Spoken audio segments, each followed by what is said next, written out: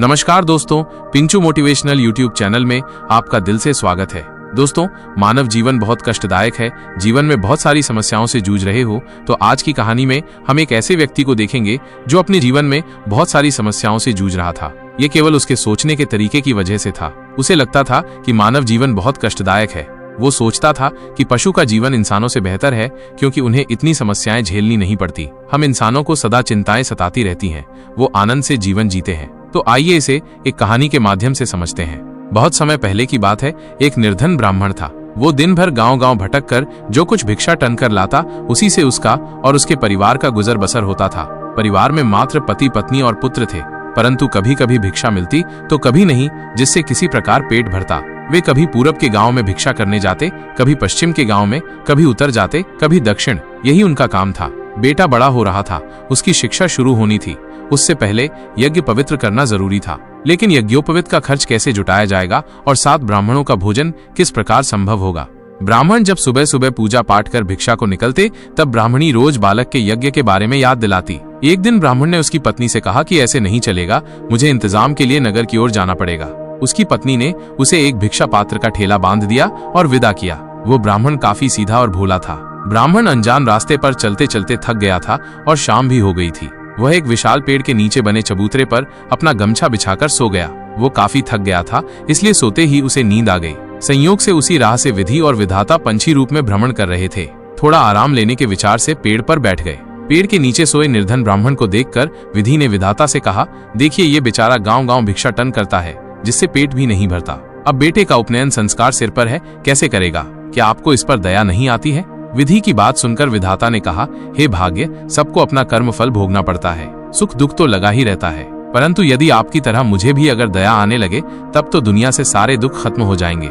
विधि ने कहा, कुछ भी हो, परंतु इस ब्राह्मण का कोई ना कोई उपाय तो आपको करना ही पड़ेगा, वरना मैं यहाँ से कहीं नहीं जाऊंगी।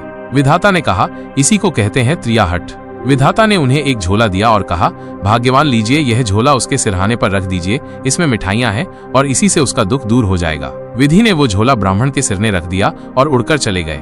जब ब्राह्मण की नींद खुली, वो झोला देख चकित हुआ। झोले के अंदर हाथ डाला तो खुशी का ठिकाना ना रहा। उस झोले के अंदर भांति भांति की मिठाइयां थीं। ब्राह्मण बहुत भूखा था, उसने पेट भरकर खाया।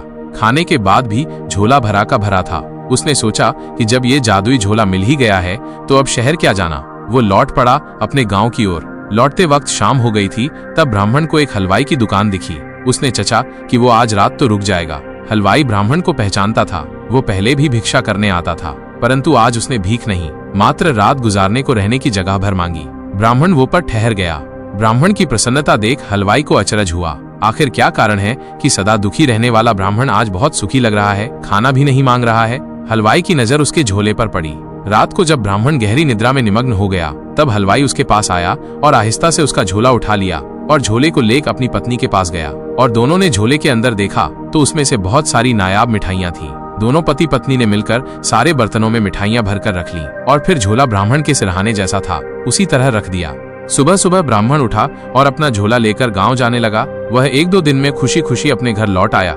ब्राह्मण को देख उसकी पत्नी गुस्सा हो गई और झुंझलाकर बोली, 2 दिनों में ही कौन सा आकाश से चांद उतार लाए हो कि इतने खुश दिख रहे हो? ब्राह्मण हंसा, धैर्य धरिए, भाग्यवान सब कहता हूँ। स्नान ध्यान तो कर ही लिया होगा, एक थाली लेकर निकट आइए। उसकी पत्नी को कुछ समझ में नहीं आया। वो थाली लेकर आई। ब्राह्मण ने थाली में झोला उलट दिया। उस झोले में से भांति भांति की मिठाइयों से थाली भर गई। उसकी पत्नी चकित हो गई और ब्राह्मण ने अपने हाथों से एक मिठाई उसकी पत्नी को खिलाते हुए कहा, अरे भाग्यवान, खाइए, जितना जी चाहे उतना खाइए। ब्राह्मण ने सारा किस्सा ब्राह्मणी को सुनाया। ब्राह्मणी को भी मिठाई खिलाकर खुश किया। जिसके घर में नमक का जुगाड़ नहीं था, वो अब 5 भोग खा लगे। अब ब्राह्मण भीख मांगने नहीं जाता। वो अपने घर में संध्या गायत्री का जाप करके दोनों खा पीकर आराम करते हैं। गांव के लोगों को आश्चर्य होता है कि आखिर क्या रहस्य है जो ब्राह्मण और उसकी पत्नी दोनों इतना खुश है। कुछ दिन बाद आखिरकार रहस्य का पता भी गांव वालों को चल गया। अब बात राजा के कानों तक पहुंच गई। राजा निहायत ही लालची था। उसने ब्राह्मण को अपने महल बुलाया और ब्राह्मण ने राजा को आदर सत्कार से नमन किया। और राजा ने ब्राह्मण को समझाया कि झोला उसके घर पे रहेगा तो चोरी हो जाएगा, इसे तुम मुझे दे दो, बदले में तुम्हें 25 स्वर्ण मुद्राएं दूंगा। ब्राह्मण कुछ समय विचार किया और विवश होकर झोला राजा को दे दिया। राजा के दिए रुपयों से बेटे का उपनयन संस्कार कर दिया। बचे हुए रुपए को दुकानदारों को दे दिए कि उनको राशन पानी देता रहे। कुछ दिनों के बाद वे पैसे खत्म हो गए। अब दुविधा ने फिर घेरा। आखिरकार ब्राह्मण ने निश्चय किया कि वो फिर से गांव-गांव भीख मांगने जाएगा। सुख के बाद मिले दुख अधिक कष्टकारी होते हैं और वो गांव भीख मांगने निकल गया। एक दिन ब्राह्मणी ने ब्राह्मण से कहा कि आप एक बार फिर उसी राह पर जाएं, शायद फिर कोई चमत्कार घट जाए, शायद फिर से हमारे दिन अच्छे आ जाए। ब्राह्मण को भी ब्राह्मणी की बात अच्छी लगी और वो अगले ही दिन फिर से उसी रास्ते पर गया। रात होते होते वो उसी पेड़ के पास पहुंच गया। रात होने पर पेड़ के नीचे गमछा बिछाकर सो गया। विधि और विधाता पूर्ण चिड़िया के रूप में वहां आकर उसी पेड़ पर बैठे। विधि ने विधाता को उलाहना देते हुए कहा, क्या हुआ है विधाता, आपने जो झोला दिया उससे इसका दूध स्थायी रूप से कहाँ दूर हुआ? विधाता ने कहा, वो झोला राजा के पास चला गया। फिर विधि ने विधाता से कहा, कुछ तो राह निकालिए। विधाता ने भी यही सोचा और एक बार फिर एक नया झोला ब्राह्मण के सिरहाने रख दिया और वहां से चले गए। सुबह सुबह ब्राह्मण ने आंखें खोली तो उसने देखा कि वैसा ही एक झोला उसके पास आ गया था। ब्राह्मण ने नया झोला देखा। वो खुश होकर जैसे ही झोले को पलटा कर अंदर देखा कि तभी उसमें से अचानक हाथ पैर निकलकर ब्राह्मण की धुलाई करने लगे। ब्राह्मण चीखने लगा। फिर जैसे तैसे करके झोला सीधा किया कि हाथ पैर उसमें समा गए। ब्राह्मण ने झोला बांधा और उसे लेकर वो हलवाई की दुकान गया। ब्राह्मण के सोते ही हलवाई ने पूरे घर का बर्तन इकट्ठा कर लिया और पति पत्नी ने मिलकर झोला खोल उल्टा कर दिया। उसमें से हाथ पैर निकले और दोनों की धुनाई करने लगे। दोनों चीख मारकर रोने लगे। पूरा मोहल्ला इकट्ठा हो गया। फिर ब्राह्मण वहां आया और कहा कि हलवाई महोदय ने मुझसे 0-0 रप लिए थे, अगर वो दिलवा दे तो हम सब जादू से समेट लेंगे।